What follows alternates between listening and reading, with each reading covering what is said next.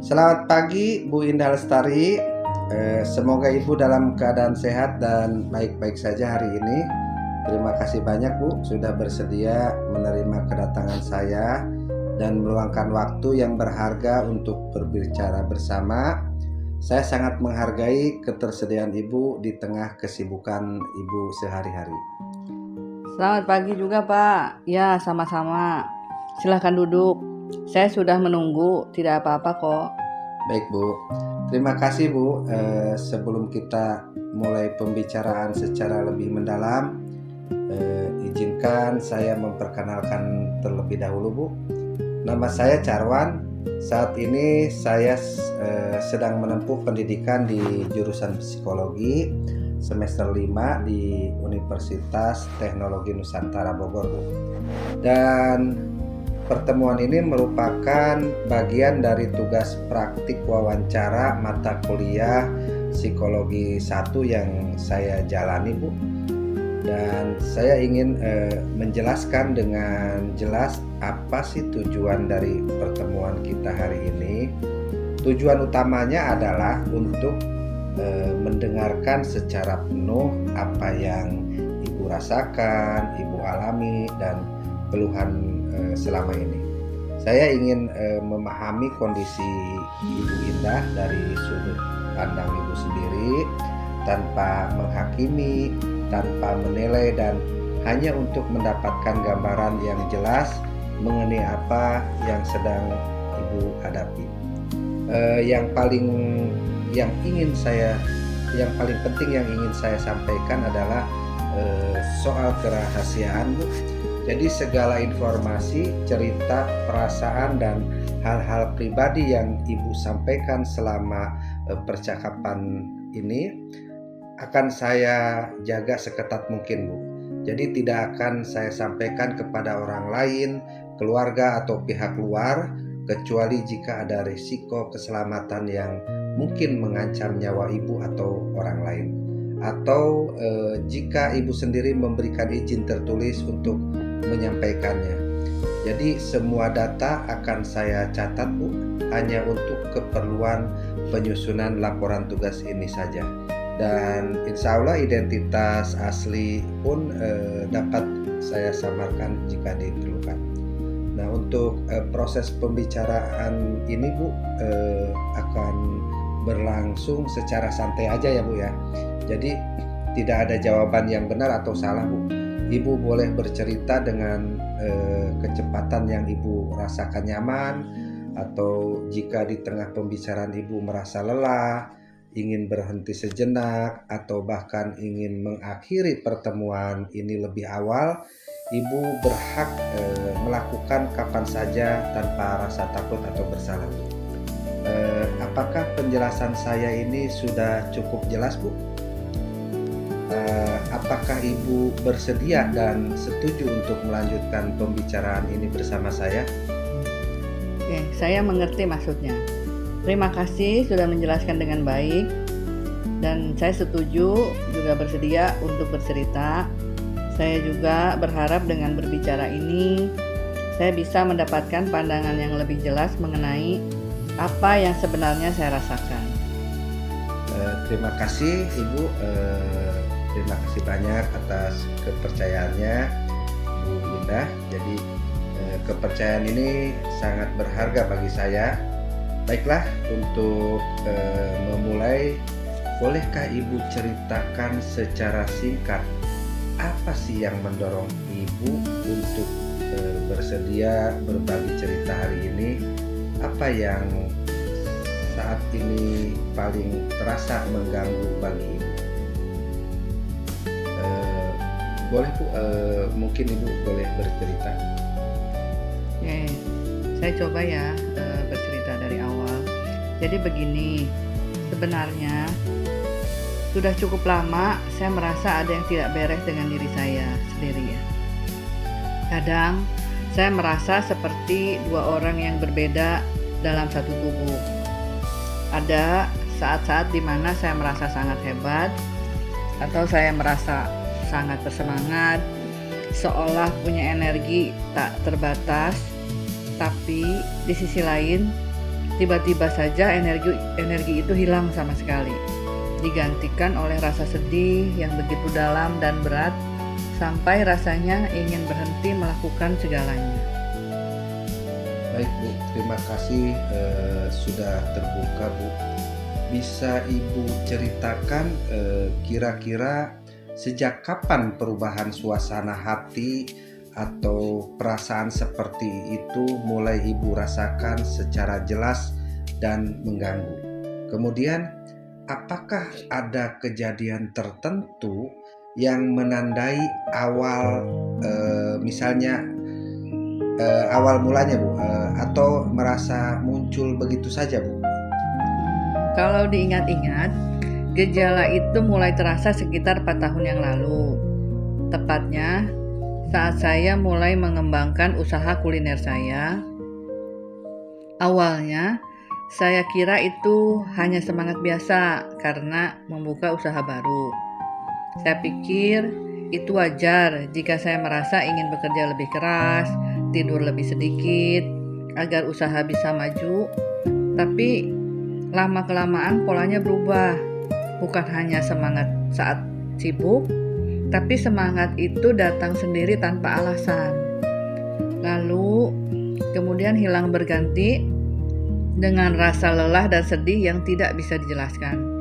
Kadang dalam 1 bulan bisa berubah 2 kali, kadang bertahan lebih lama. Saya mengerti Bu, mari kita bahas satu persatu agar lebih jelas ya Bu ya. Jadi tadi pertama bisa Ibu gambarkan secara detail bagaimana rasanya saat Ibu sedang berada dalam kondisi yang sangat bersemangat itu. Kemudian apa sih yang Ibu rasakan di dalam pikiran, perasaan, dan apa yang biasanya Ibu lakukan saat kondisi itu datang? Saat kondisi itu datang, rasanya pikiran saya bergerak sangat cepat. Seolah-olah ada banyak ide yang bermunculan sekaligus dan tidak bisa saya hentikan. Saya merasa sangat percaya diri, bahkan merasa bisa melakukan apa saja yang saya inginkan. Tidak ada hal yang mustahil. Saya merasa sangat bahagia, terkadang menjadi sangat ceria, tertawa lebih keras, dan ingin berbicara dengan semua orang. Secara fisik, saya merasa energi saya melimpah ruah. Bahkan, saya butuh tidur 7-8 jam agar segar kembali. Tapi, pada kondisi ini, saya hanya butuh tidur 2 atau 3 jam saja. Setelah bangun, saya sudah merasa sangat segar dan siap beraktivitas. Bahkan, seringkali saya terjaga sampai dini hari, memikirkan rencana-rencana besar. Dalam hal perilaku, saya sering kali punya keinginan mendadak untuk memulai hal-hal baru. Misalnya, tiba-tiba ingin buka cabang usaha baru lagi, memberi peralatan masak yang mahal padahal yang lama masih bagus, atau berbelanja barang-barang untuk rumah yang sebenarnya tidak terlalu dibutuhkan. Kadang saya juga menjadi lebih mudah marah jika ada orang yang menghalangi keinginan saya atau mengkritik rencana saya.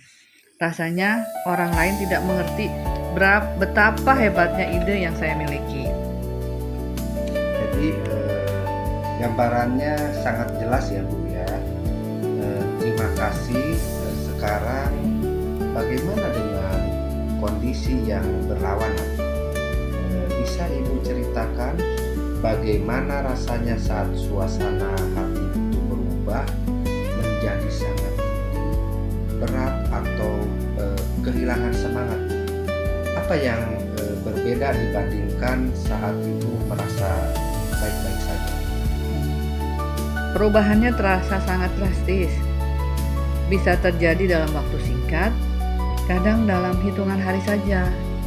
Saat kondisi ini datang, rasanya seluruh energi dalam tubuh saya tersedot habis. Saya merasa sangat lelah, meskipun saya tidak melakukan apa-apa seharian. Pikiran saya menjadi sangat lambat, sulit berkonsentrasi, dan rasanya kosong. Suasana hati saya menjadi sangat murung. Saya merasa sedih tanpa alasan yang jelas, merasa tidak berharga, merasa gagal dalam mengurus rumah tangga, dan juga usaha. Segala hal yang biasanya saya sukai seperti masak, mendengarkan musik, atau bicara sama anak-anak, tiba-tiba terasa hambar dan tidak ada gunanya. Nafsu makan saya bisa hilang sama sekali, hingga berat badan pun turun. Atau justru saya makan terus-terusan untuk menenangkan diri, sehingga berat badan pun naik drastis dalam waktu singkat. Pola tidur pun kacau, kadang saya sulit tidur semalaman. Pikiran terus memikirkan hal-hal negatif. Sebaliknya, kadang saya justru bisa tidur terus selama 12 bahkan 14 jam satu hari dan merasa lelah saat bangun. Di fase ini, saya menarik diri dari lingkungan. Saya tidak mau bertemu pelanggan, tidak mau menerima tamu, dan lebih suka mengurung diri di kamar. Kadang terlintas pikiran yang membuat saya takut bahwa rasanya hidup ini terasa berat dan tidak ada harapan untuk menjadi lebih baik.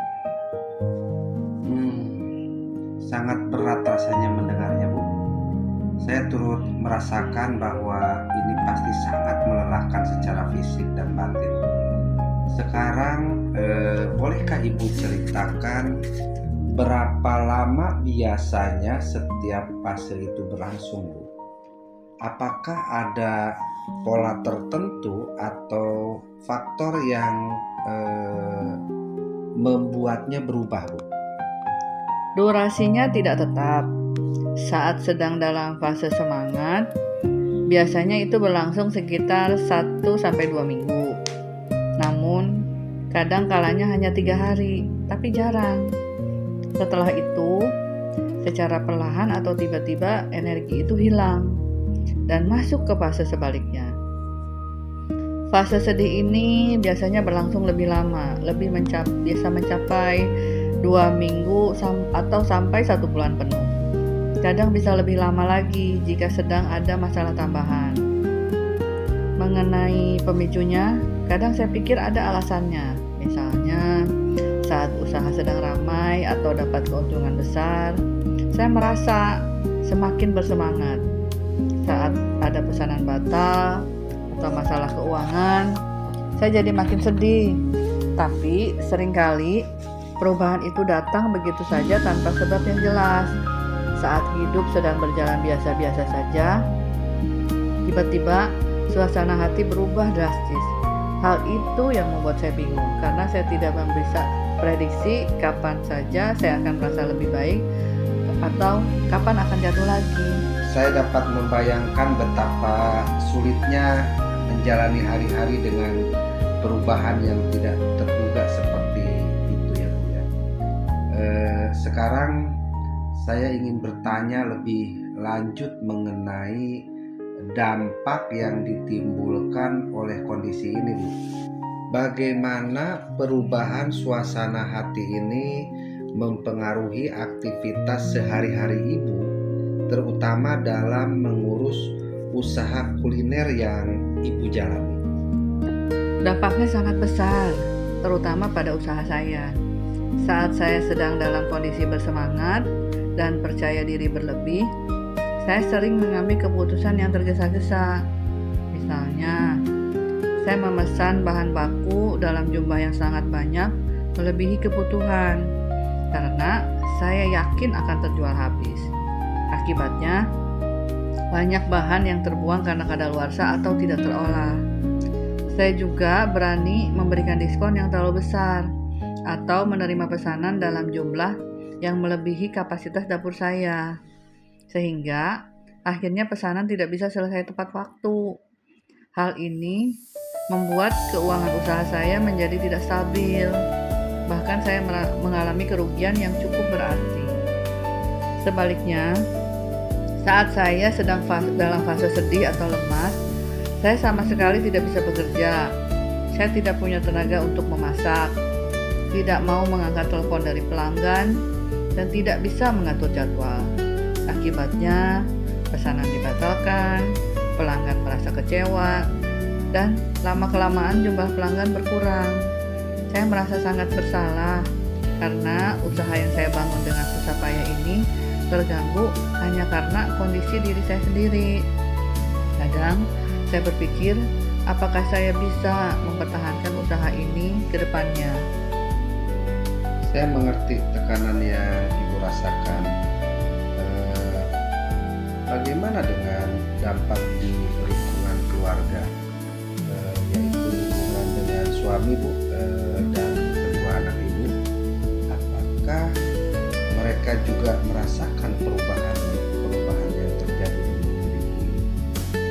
Ini bagian yang paling membuat saya sedih dan merasa bersalah. Suami dan anak-anak pasti merasakan perubahan sikap saya. Saat saya sedang bersemangat, saya bisa menjadi sangat cerewet, mengatur segala hal di rumah dengan sangat ketat. Bahkan terkadang menjadi mudah tersinggung dan marah jika ada yang tidak sesuai dengan keinginan saya. Saya bisa berbicara dengan nada tinggi atau memarahi anak-anak hanya karena hal sepele yang biasanya tidak akan saya permasalahkan. Namun, saat saya sedang dalam fase tertekan atau sedih, saya merasa dingin dan jauh. Saya tidak bisa mengajak anak-anak ngobrol, tidak bisa menyiapkan makanan kesukaan mereka seperti biasanya, dan hanya diam termenung. Suami seringkali bertanya, "Ada apa? Kenapa diam saja?" Atau "Kenapa tiba-tiba marah?" Tapi saya pun tidak tahu jawabannya. Saya hanya bisa menjawab, "Tidak apa-apa." Padahal dalam hati saya sedang kacau. Suami saya terkadang merasa bingung, mengira saya hanya sedang lelah atau stres. Tapi lama-kelamaan dia mulai khawatir. Saya melihat tatapan anak-anak kadang menjadi takut atau ragu saat mendekati suasana hati saya yang sedang tidak stabil. Rasanya sakit sekali mengetahui bahwa kondisi saya membuat rumah menjadi tidak nyaman. Saya takut kehilangan kasih sayang mereka karena perilaku saya yang berubah-ubah ini. Sangat wajar. Saya rasa sangat wajar jika Ibu merasa demikian ya. Karena ini adalah tantangan yang berat. Selain pada pekerjaan dan keluarga, bagaimana dampaknya terhadap kondisi fisik dan pikiran Ibu sendiri? Apakah ada keluhan fisik yang sering muncul gitu Bu? Ya, ada. Secara fisik, saya sering merasa kelelahan kronis. Meskipun pola tidur saya berubah-ubah, kadang ada keluhan sakit kepala, nyeri otot, dan gangguan pencernaan karena pola makan yang tidak teratur. Tekanan darah saya juga sempat naik turun tidak stabil beberapa kali. Secara batin, dampak yang paling terasa itu rasa cemas dan ketidakpastian. Saya selalu merasa cemas, memikirkan kapan perubahan suasana hati berikutnya akan datang. Saya merasa tidak memiliki kendali atas diri sendiri. Hal ini menimbulkan rasa rendah diri, rasa bersalah yang mendalam, dan keraguan terhadap kemampuan saya sebagai istri, ibu, dan pengusaha. Kadang saya merasa putus asa, berpikir bahwa kondisi ini tidak akan pernah sembuh dan akan terus mengganggu dalam kehidupan saya selamanya. Baik Ibu, jadi meskipun kondisi ini berat dan membawa banyak dampak, saya melihat Ibu masih terus berusaha menjalani hari-hari ini. Kalau boleh, saya ingin tahu selama ini apa saja yang sudah Ibu lakukan atau sudah Ibu coba lakukan untuk menghadapi perubahan suasana hati ini. Kemudian bagaimana cara Ibu menenangkan diri saat gejala itu muncul? Saya memang berusaha terus, meskipun rasanya kadang sangat sulit. Saat saya menyadari bahwa saya mulai merasa terlalu bersemangat, terlalu banyak bicara, atau punya keinginan berlebih, saya mencoba mengingat diri sendiri. Saya berusaha menarik nafas panjang, mengurangi bicara, dan menunda keputusan besar apapun, setidaknya selama 2-3 hari. Saya juga berusaha menahan diri untuk tidak berbelanja atau menandatangani kesepakatan apapun saat kondisi itu sedang tinggi. Saya juga berdoa lebih banyak agar hati saya merasa tenang dan pikiran saya tidak melayang jauh. Saat saya masuk ke fase sedih dan berat, cara saya menghadapinya agak berbeda. Saya mencoba beristirahat sejenak, membiarkan tubuh saya beristirahat agar tenaga pulih. Saya mencoba mendengarkan musik lembut atau membaca buku agama untuk menenangkan hati. Kadang, saya mencoba memaksakan diri untuk berjalan-jalan sebentar di halaman rumah atau menyiram tanaman, meskipun rasanya sangat berat untuk melakukannya. Saya juga berusaha mengingat hal-hal baik yang saya miliki, seperti keluarga yang sehat dan usaha yang masih berjalan, agar pikiran negatif tidak semakin menguasai. Baik Bu. Kemudian bagaimana efektivitas cara-cara tersebut? Apakah cara-cara itu bisa mengurangi gejala atau membuat ibu merasa lebih baik? Kadang berhasil, kadang tidak. Jika gejalanya masih ringan, cara-cara itu cukup membantu untuk menenangkan diri. Tapi, jika fase itu sudah parah dan berlangsung lama, usaha saya sendiri rasanya tidak cukup kuat. Pikiran negatif tetap datang, energi tetap hilang, dan suasana hati sulit berubah meskipun saya sudah berusaha keras. Rasanya seperti melawan arus air yang deras. Saya berusaha berenang ke atas, tapi tetap terbawa arus ke bawah. Saya mengerti Bu. Apakah selama ini ibu pernah mencoba mencari bantuan dari orang lain selain keluarga Bu? Misalnya berkonsultasi dengan dokter, psikolog, atau tenaga kesehatan lainnya. Apakah pernah ibu mengkonsumsi obat-obat tertentu? Sejujurnya, saya belum pernah berkonsultasi secara khusus untuk masalah ini. Dulu, saya pikir ini hanya masalah stres biasa, kurang istirahat, atau hanya kelelahan karena bekerja. Saya pernah periksa ke dokter umum untuk keluhan sakit kepala dan lelah, tapi setelah diperiksa secara fisik, dokter mengatakan kondisi fisik saya baik-baik saja dan menyarankan untuk istirahat yang cukup. Saya sempat diberi vitamin, tapi tidak ada perubahan yang signifikan pada suasana hati saya. Saya juga sempat merasa malu dan takut. Saya takut dikatakan gila atau dikucilkan jika saya mengaku punya masalah dengan perasaan saya. Saya khawatir orang lain akan menilai buruk usaha saya jika mendengar kondisi saya. Oleh karena itu, selama ini saya hanya memendamnya dan bercerita sebatas pada suami saja. Baru belakangan ini, saya mulai berpikir bahwa mungkin saya butuh bantuan yang lebih tepat. Dan itu sebabnya saya setuju berbicara dengan Bapak hari ini. Ibu, terima kasih banyak Bu Indah atas kesabaran dan keterbukaan Ibu selama ini. Saya sangat menghargai kepercayaan yang telah Ibu Indah berikan kepada saya untuk berbagi cerita yang mungkin tidak mudah untuk disampaikan. Saya sudah mendengarkan dengan penuh perhatian seluruh yang Ibu sampaikan barusan. Jadi sebagai penutup, izinkan saya merangkum secara singkat apa yang telah kita bahas hari ini agar saya bisa memastikan bahwa saya menangkapnya dengan benar selama kurang lebih pembicaraan kita ini.